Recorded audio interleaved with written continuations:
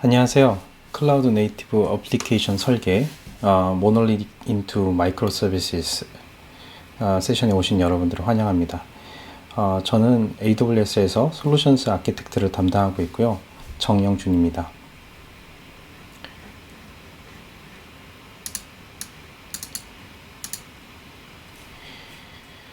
오늘 강연 중에는 여러분들의 질문을 이제 실시간으로 답변 드리고 있습니다. 그래서 이미 고투웨비나에 익숙하신 분들도 계시겠지만 처음 사용하시는 분들은 채팅창에 자신이 질문한 내용이 공개된다라는 것 이해하시면 될 것 같고요. 기본적으로 모든 질문은 공개로 답변이 됩니다. 만약에 본인만 답변을 받고 싶으시면 비공개라고 질문해 주시면 됩니다. 그러면 이제 그 비공개로 되어 있는 내역들은 이제 그 답변을 하는 스피커인 저와 뭐 이제 그 담당자 분들만 이제 알게 되니까요. 그 내역들은 별도로 이제 연락을 드리도록 하겠습니다. 이번 세션에서는 그 현대화된 어플리케이션을 위한 도구와 어플리케이션 설계를 위한 접근 방법 두 가지를 집중적으로 알아보도록 하겠습니다. 이번 세션이 30분 저희가 이제 주어져 있는데요. 이 주어진 시간 동안에 이제 자세한 거를 다루기는 어려우니까요. 이 두 가지에 집중해 보도록 하겠습니다. 첫 번째는 어플리케이션의 현대화에 관련된 내용인데요. 현대화된 어플리케이션, 그리고 이제 뭐 마이크로 서비스 아키텍처, 그리고 클라우드 네이티브 어플리케이션의 특징이라고 하면 뭐가 있을까요? 바로 이제 화면에 보시는 이 5가지의 특징이 있다고 볼 수 있을 것 같습니다. 첫 번째는 이제 아키텍처 패턴, 두 번째는 운영 모델, 그리고 세 번째는 배포 방식, 네 번째와 다섯 번째는 관리 및 운영 방침, 데이터 관리 이런 것들입니다. 첫 번째는 이제 아키텍처 패턴이라고 할 수 있는데요. 아키텍처 패턴은 이게 모듈식 서비스로 나눠진다라는 겁니다. 뭐 마이크로 서비스 아키텍처라는 이야기겠죠. 바로 이제 현대화된 어플리케이션의 이제 주요 요소인 겁니다.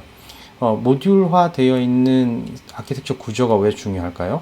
바로 현대화된 어플리케이션에서 속도, 그 다음에 이제 유지 보수성, 그 다음에 뭐 릴라이어블한 구조, 뭐 이런 것들이 결국에는 모듈식으로 나눠져 있기 때문에 가능한 겁니다. 그래서 이제 컴포넌트 단위로 혹은 데이터 단위로 이런 것들이 어플리케이션 구조가 나눠져 있어야지 현대화된 어플리케이션이다 라고 이야기할 수 있겠습니다.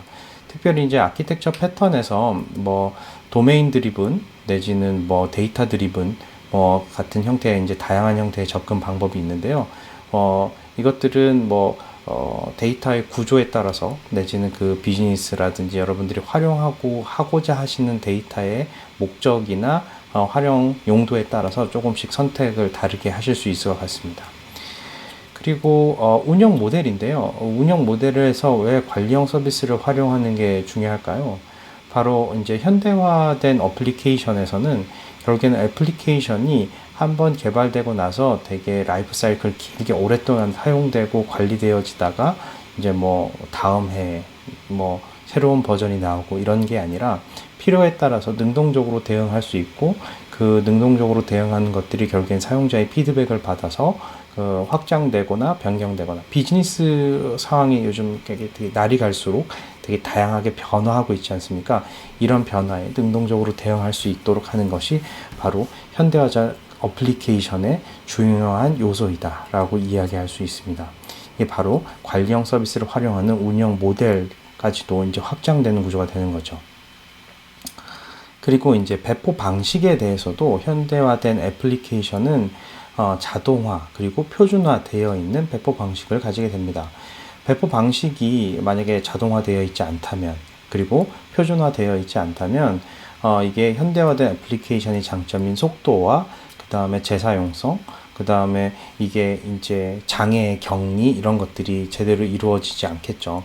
어쨌든 첫 번째 아키텍처 패턴에서 이야기한 모듈식 서비스로 이렇게 서비스들이 나눠져 있고 그리고 이것들을 어플리케이션의 개선에 집중할 수 있게끔 관리형 서비스를 이제 주로 사용하는 측면에서는 결국에는 이게 각각의 이제 개발팀이나 개발자들이 어쨌든 표준화되어 있는 어떤 플랫폼 안에서 이것들을 컴포넌트화하고 서로 간에 통신하는 이 규약에 따라서 자동으로 배포하고 운영 관리하면서 전체 큰 틀 안에서 서비스가 이제 뭐 배포가 이루어지거나 수정이 이루어져도 영향을 받지 않고 정상적으로 서비스를 할 수 있게 만드는 구조.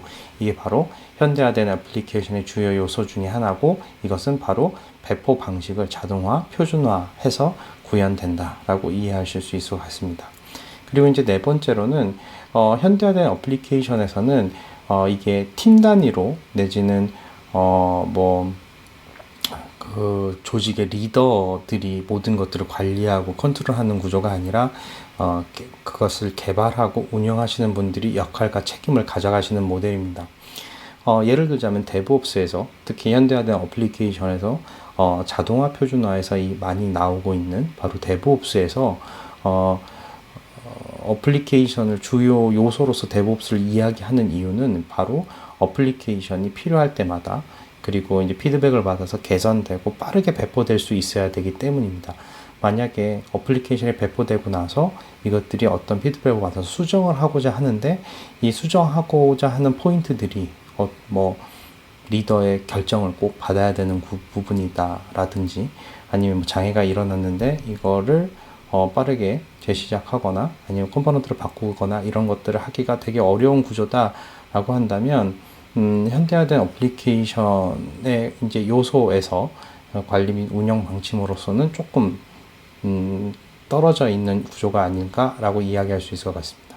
결국에는 현대화된 애플리케이션 자체는 애플리케이션을 되게 빠르게 수정할 수 있는 이런 구조가 돼야 되는데, 이 빠르게 수정할 수 있는 구조는 관리 및 운영 방침 자체가 개인의 역할과 책임을 가질 수 있는 이런 모델이어야 된다라는 거고요.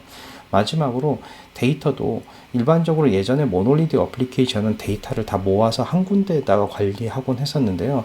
이런 것들을 이렇게 하는 게 아니라 목적에 따라서 다양한 형태의 자료 구조와 스토리지, 데이터베이스로 나눠지고 이것들을 그 목적에 따라서 관리한다라는 게 포인트입니다.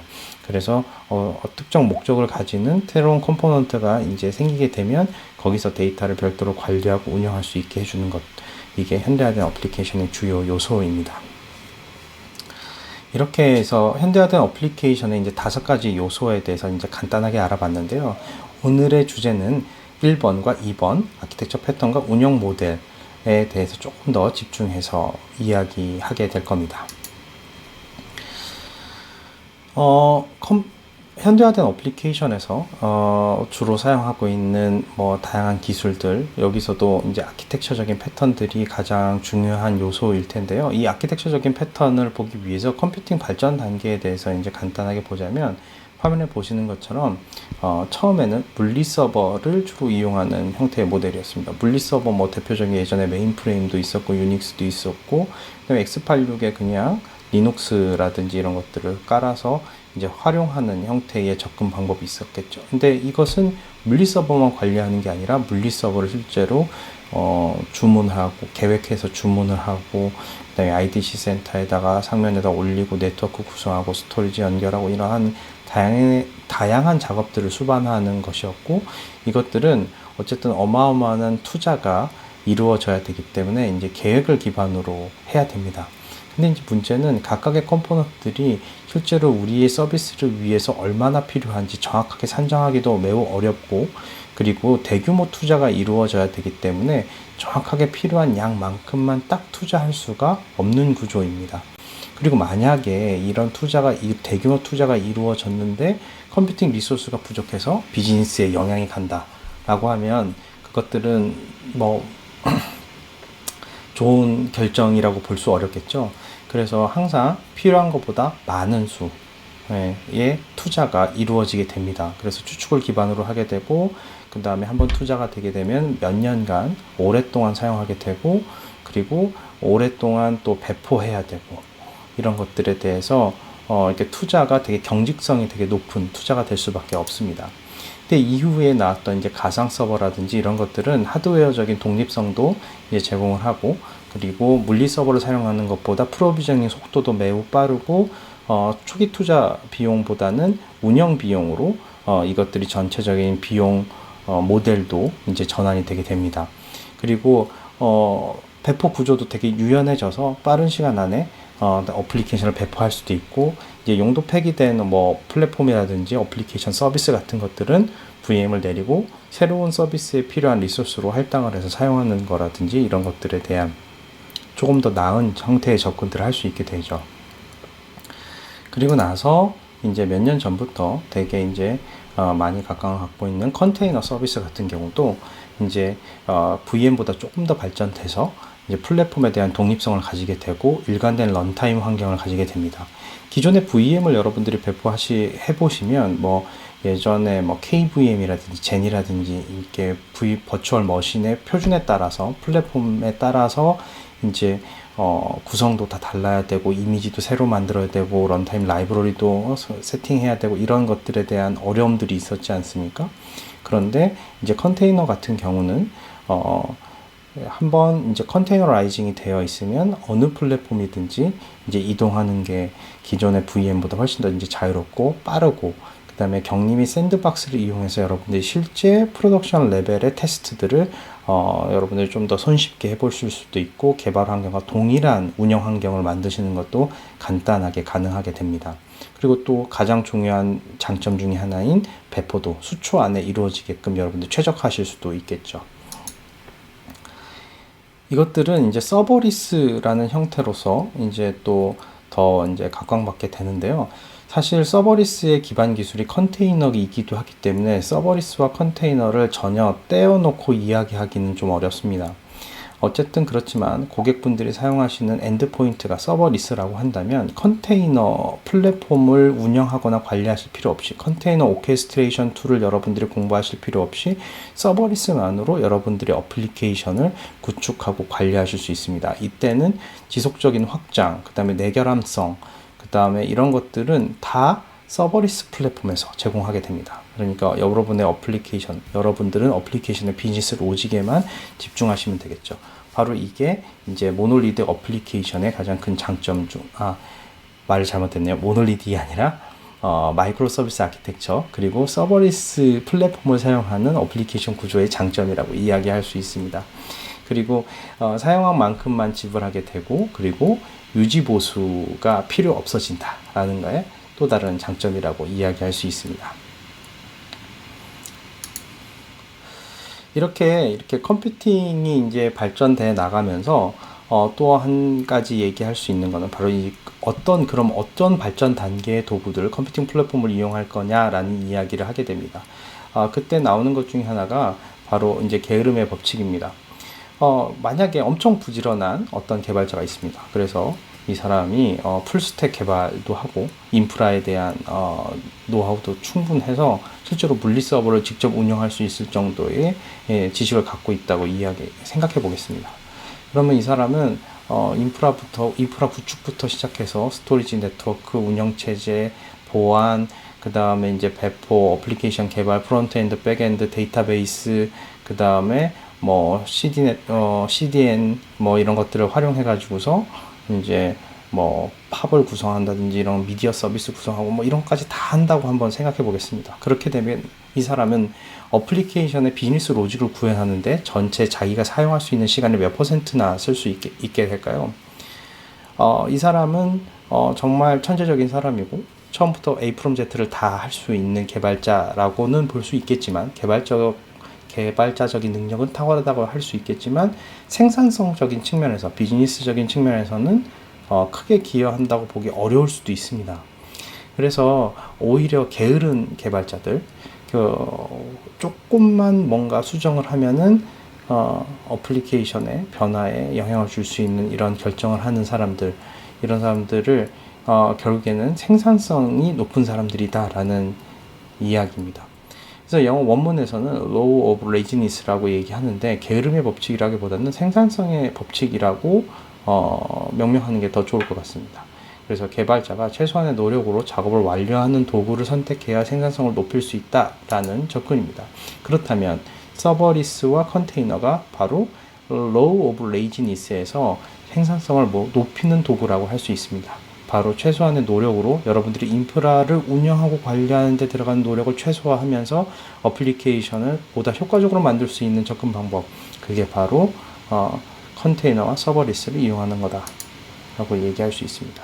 특별히 이제 AWS 서버리스 서비스 같은 경우에는 람다만 있는 게 아니라 파게이트를 이용해서 여러분들이 컨테이너를 서버리스 형태로 배포하실 수도 있습니다. 그리고 S3나 오로라 서버리스, 다이나모DB 같은 데이터 스토어 서비스들도 있고, 그 다음에 이벤트 브릿지, API 게이트웨이, SQS, SNS, 앱싱크, 그 다음에 스텝 펑션 같은 형태의 인티그레이션 서비스들도 있습니다.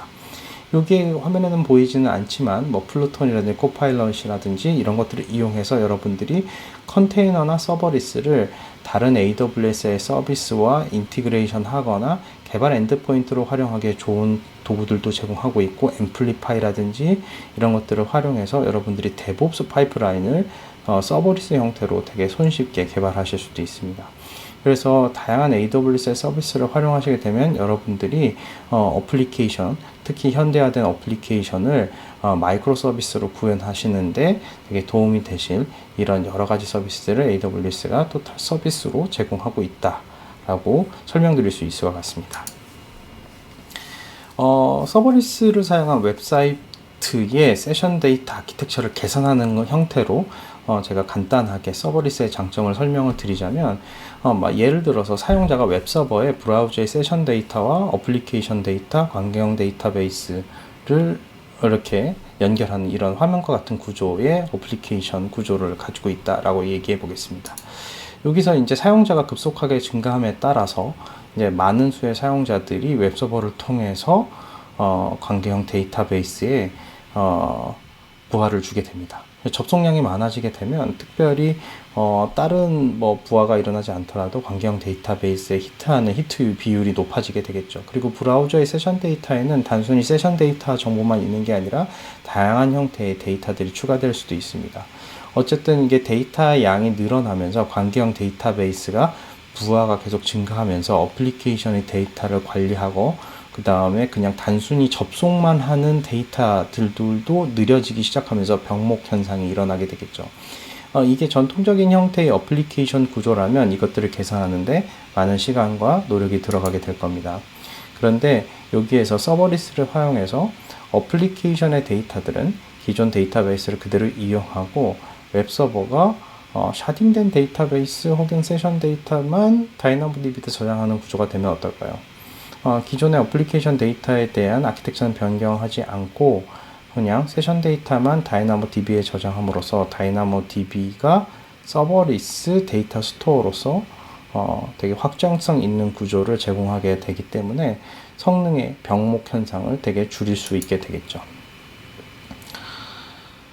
그래서 이런 구조를 만들게 되면 웹서버에서 이제 세션 데이터뿐만이 아니라 이 앞에서 들어오는 웹서버 자체도 API 게이트웨이를 바로 바라보게 만들어서 다양한 형태로 데이터들을 더 저장해서 관리할 수 있습니다. 관계형 데이터베이스에다가 저장한다기보다는 이렇게 이벤트 형태로 내지는 데이터의 특징에 따라서 다양한 형태로 오로라 내지는 뭐 다이나모DB, 그 다음에 다이나모DB 엑셀러레이터 이런 것들을 이용해서 더 가속을 한다든지 캐싱을 하는 구조를 만든다든지, 그다음에 카산드라나 엘라스틱 캐시를 이용해서 다양한 형태의 구조를 만들게 되면 세션 데이터에 대한 부담도 줄어들고 전체적으로 병목 현상이 일어나지 않게끔 훨씬 더 능동적인 릴라이어블한 구조가 되게 되겠죠. 이건 이게 되게 단순한 아키텍처에 대한 뭐 개선점이고, 이것들은 뭐 딥다이브해서 설명드리기 어렵겠지만 여기서 보면은 어플리케이션에 대한 설계에 대한 접근 방법에 대해서 좋은 인사이트를 얻으실 수 있습니다. 바로 접근 방법을 어떻게 가져가느냐라는 건데요. 현대화된 어플리케이션의 접근 방법은 생각보다는 단순합니다. 바로 이제 모놀리스를 분할하는 건데요. 모놀리스를 어떻게 분할하냐라고 한다면 어쨌든 모놀리스 어플리케이션들끼리 조금 더 루즈드 커플드 되게 분할을 합니다. 첫 번째는 프로토콜을 이제 어쨌든 지정을 해야겠죠. 화면에 보셨던 것처럼 REST API를 이용해서 통신되는 이런 구조를 만들고, 각각의 컴포넌트들을 뭐 도메인 드리븐이라든지 아니면 이벤트 드리븐 내지는 뭐 또 데이터 드리븐 형태로 이렇게 나눌 수 있겠습니다. 그래서 어떤 형태로든지 이것들을 나누고 API 콜로 통신하게 만드는 것, 이게 바로 마이크로 서비스 아키텍처 구조입니다. 근데 마이크로 서비스 아키텍처 구조에서는 실제로 어쨌든 이것들을 컴포넌트로 나누는 것도 논리적으로 이제 나누고 나서 이것들을 개발하시는 분들이 그리고 운영하시는 분들이 어떤 컴포넌트를 나눠서 운영할 수 있게끔 하는 운영에 이제 부담이 있을 수밖에 없습니다. 그럼 이것들을 어떤 식으로 좀 더 효과적으로 접근할 수 있을까요? 바로 이제 제가 오늘 설명드릴 방법은 바로 함수형으로 마이크로 서비스를 나눈다라는 겁니다.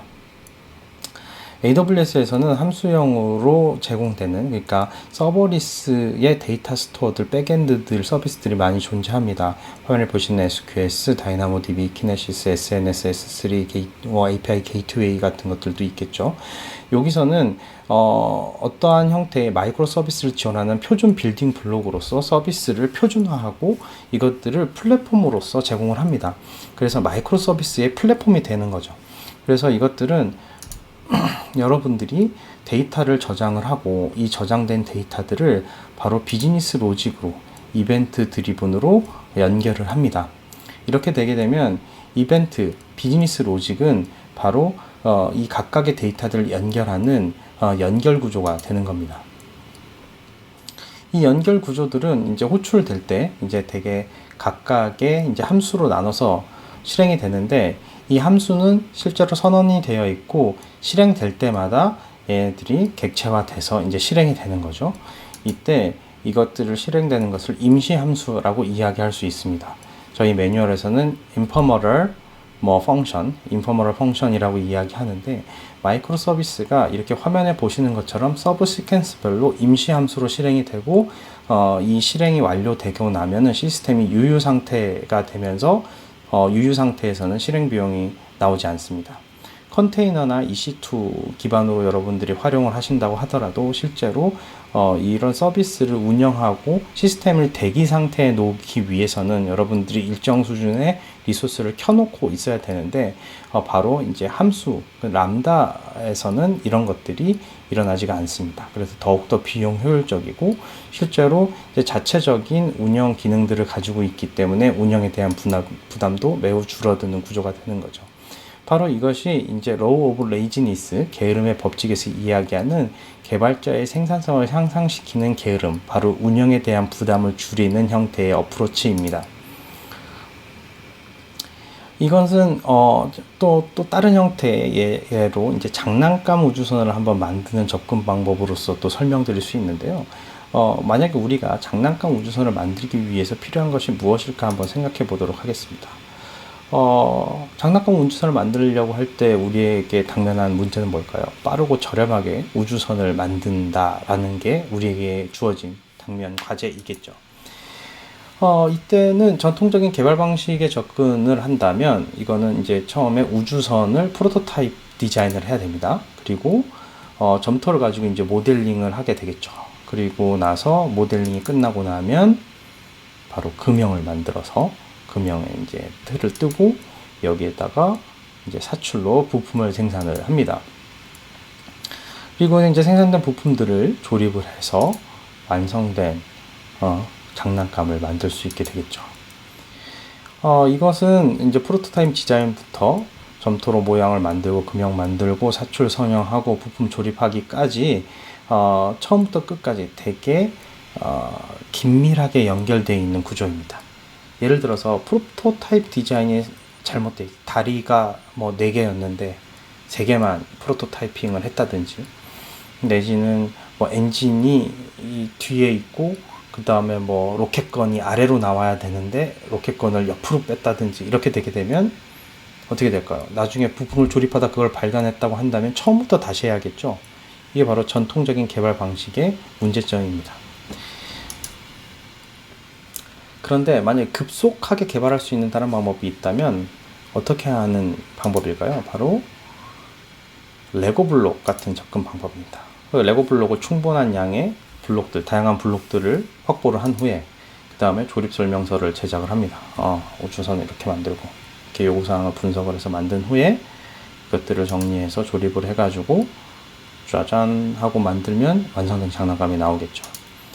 이게 바로 급속 개발 방식입니다. 급속 개발 방식은 기존의 전통적인 방식에 대해서 디테일은 조금 떨어질 수 있습니다. 그리고 알아볼 수는 있죠. 이게 바로 그 우리가 생각했었던 그 우주선을 블록으로 만들었구나 라고 얘기할 수 있겠지만, 그것과는 약간 모양이 조금 디테일도 떨어지고 다릅니다. 우리가 원했던 그 우주선이 아닌 거죠. 그렇지만 이 우주선은 변경도 쉽고 확장도 가능합니다. 뒤에 엔진을 달았다면 이렇게 지금 바로 만들어서 다시 달 수도 있고, 여러 가지 형태의 변화를 테스트해보고 확장이 가능하겠죠. 근데 여기서 끝나지 않습니다. 이 우주선을 최적화를 할 수 있겠죠. 기존에 있는 레고 블록을 빼고 커스텀 블록을 추가합니다. 이렇게. 그리고 보다 최적화된 구성 요소들을 추가할 수 있겠죠. 뭐 여기다가 아예 피규어를 하나 만들어서 집어넣는다든지 뭐 이런 식으로. 네. 그래서 이런 전통적인 접근 방식과 급속 개발 방식은 화면을 보시는 것처럼 약간 다르지만 장점과 단점들이 서로 존재합니다. 전통적 방식은 완전한 맞춤형 디자인이고, 그리고 오랜 시간 동안 작업을 해야 됩니다. 그리고 구성 요소 간의 디버깅 등을 통합하여서 관리해야 되죠. 이건 모놀리틱 구조입니다. 그리고 세부 선택들이 너무 많아요. 완벽한 형태로 나와야 되기 때문에 처음부터 세부적인 항목들에 대해서 다 결정이 돼야 됩니다. 그래서 긴 의사결정 주기가 있을 수밖에 없겠죠. 근데 빠르게 개발할 수 있는 거는 바로 빌딩 블록을 미리 만들어 놓는 겁니다. 빌딩 블록을 레고처럼 다 만들어 놓고 이것들을 어떤 모양을 비슷하게 쭉 만들어 본 다음에 바로 완성된 제품이 나올 수 있게 만드는 거죠. 그렇기 때문에 이 각각의 컴포넌트들은 되게 신뢰할 수 있는 표준 구성 요소가 되어야 되고, 그리고 상호 운용이 가능하도록, 그리고 잘 이렇게 프로토콜이 잘 정의되어 있어야 됩니다. 그리고 사용 가능한 패턴에 대한 정의가 있어야 되고, 이런 것들을 바탕으로 어떤 제약이 있을 수밖에 없습니다. 적절한 제약으로 논쟁을 줄이고 결정 속도를 높인다라는 거죠. 그래서 이 급속 개발 방식에 사용할 수 있는 방법이 바로 컨테이너와 서버리스입니다. 컨테이너와 서버리스는 맞춤형 코드 및 서비스로서 다양한 형태의 프레임워크나 API 메커니즘을 선택할 수 있습니다. 근데 서버리스는 어떤 표준화된 레이어가 있겠죠. 그리고 이제 람다 펑션에서 제공하는 특정 인바이러먼트들이 있습니다. 그래서 이제 그런 인바이러먼트들만 제공하는 구조가 되겠죠. 앞서서 설명드렸을 때 현대화된 어플리케이션에서 어떤 표준화된 플랫폼이 되게 중요하고 필요하다. 왜냐하면 운영에 대한 부담과 이것들을 개발하는 개발자들이 역할과 책임을 가지고 다른 팀이 개발했던 서비스들과 이렇게 능동적으로 소통을 하면서 개선해 나갈 수 있어야 되기 때문에 그렇다라고 이야기했었습니다. 그래서 서버리스에서 바로 이 표준화된 선택들을 통해서 이런 플랫폼을 제공할 수 있는 거고요. 이것들을 AWS에서는 이제 함수화되어 있는 마이크로 서비스 아키텍처로 이것들을 구현하는 것을 추천을 드립니다. 이게 가장 쉽고 빠르고 비용 효율적으로 구성할 수 있는 방법이기 때문에 그렇습니다. 그래서 이 서버리스에서는 람다라든지 API 게이트웨이라든지 이벤트 브릿지 같은 것들을 이용해서 여러분들이 비즈니스 로직을 구현하실 수 있고요. 그리고 이 구현된 비즈니스 로직에 대한 데이터는 SNS, SQS, 다이나모DB, 그 다음에 뭐 다양한 형태의 서버리스 데이터 스토어들을 이용해서 여러분들 데이터를 관리하실 수 있습니다. 이 저장된 데이터들은 결국에는 여러분들의 비즈니스 로직을 기반으로 여러분들이 데이터들을 연결하실 수 있게 되는 구조가 되는 거고, 여기에서 아까 전에 우주선 장난감을 개발하는 예에서 보여드렸듯이 바로 컨테이너를 이용해서 각각의 컴포넌트들을 최적화하고 고도화해 나가는 겁니다. 그래서 여러분들의 아키텍처가 좀 더 견고해질 수 있게 되겠죠. 그래서 결론입니다.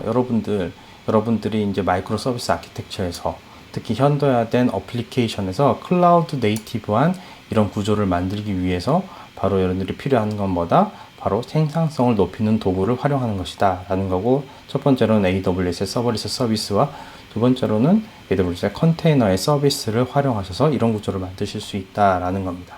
그리고 이 두 가지 서비스를 이용해서 어플리케이션 설계를 위한 표준 빌딩 블록을 만들고, 이 표준 빌딩 블록에서는 표준화 공용 컴포넌트들을 여러분들이 활용하실 수 있다라는 겁니다. 그리고 마지막으로는 최적화된 도구들, 그리고 여러분들의 어플리케이션의 최적화를 통해서 아키텍처를 고도화함으로써 여러분만의 마이크로 서비스 아키텍처를 개선해 나갈 수 있다라는 겁니다. 사실 이제 마이크로 서비스 아키텍처에서 이제 다양한 고객분들이 저희들한테 질문해 주시는 것 중에 하나가 MSA를 위한 현대화된 어플리케이션을 위한 베스트 프랙티스나 아키텍처를 제안해 달라라는 이야기를 하십니다.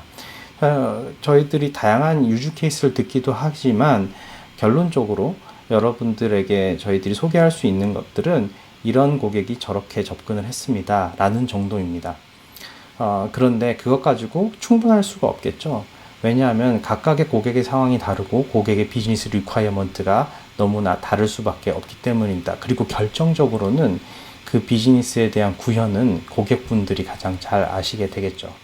그래서 저희들이 일반론적인 비즈니스 접근 방법 내지는 아키텍처적인 접근 방법들을 설명을 드리면 고객분들이 그것으로 비즈니스 플랫폼을 만드시고 표준 빌딩 블록들을 만드시고 조립하신 후에 커스터마이징하는 이런 작업들이 꼭 필요하다라고 말씀드릴 수 있을 것 같습니다. 네, 저에게 주어진 이제 30분이 다 지나가고 있는데요. 어떻게 도움이 되셨는지 모르겠습니다. 앞으로 저희들이 더 나은 그리고 여러분들께 도움이 될 만한 세션들을 준비할 수 있도록 세미나에 대한 여러분들의 다양한 의견 남겨주시면 좋겠습니다. 그리고 발표 자료와 녹화 영상은 추후 별도로 전달이 될 예정이고요. 여러분들 오늘 세션에서 현대화된 어플리케이션 마이크로 서비스 아키텍처를 구현하는 접근 방법에 대해서 여러분들이 들었던 내용들이 도움이 되셨기를 바랍니다. 경청해 주셔서 감사합니다.